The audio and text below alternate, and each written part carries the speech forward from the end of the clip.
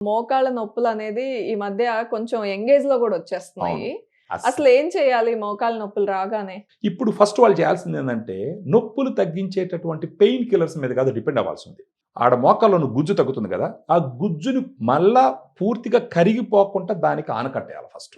తర్వాత ఆ గుజ్జును పెంచుకునే ప్రయత్నాలు చేయాలి. గుజ్జు ఓకే. పెరగడం అనేది కొంచెం స్లోగా జరిగేటటువంటి ప్రాసెస్. హ్మ్. కానీ గుజ్జు పూర్తిగా అరిగిపోకుండా ఆపడం అన్నది ఇమ్మీడియేట్ ప్రాసెస్. ఓకే. దాని గురించి ఆలోచించినప్పుడు గుర్తుపెట్టుకోవాల్సిందేంటంటే గ్రాండ్ వాక్. ఓకే.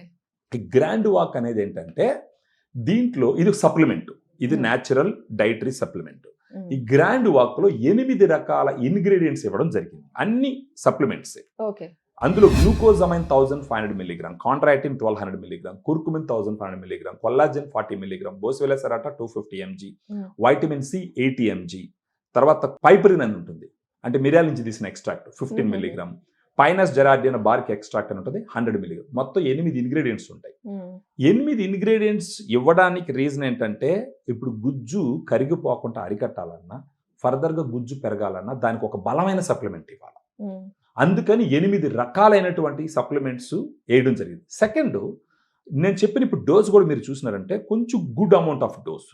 ఈ ఓకే. డోస్ ఏంటంటే క్లినికల్ ట్రయల్స్ చేసినప్పుడు, ఈ డోస్‌లో ఈ ఇంగ్రీడియెంట్స్ వాడినప్పుడు వాళ్ళకి నొప్పి తగ్గడము, గుజ్జు పెరగడము, ఫర్దర్‌గా గుజ్జు కరిగిపోకుండా ఉండడము గమనించడం జరిగింది. అందుకని ఆ అమౌంట్ ఆఫ్ డోస్ ఇవ్వడం జరిగింది. అందుకే దీంట్లో సాచెట్స్ ఉంటాయి. సో, రోజుకొక సాచెట్.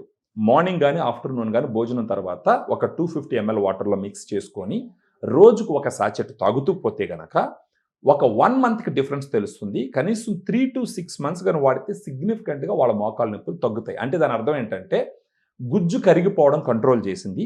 గుజ్జు పెరగడం మొదలుపెట్టిందని అర్థం అన్నమాట.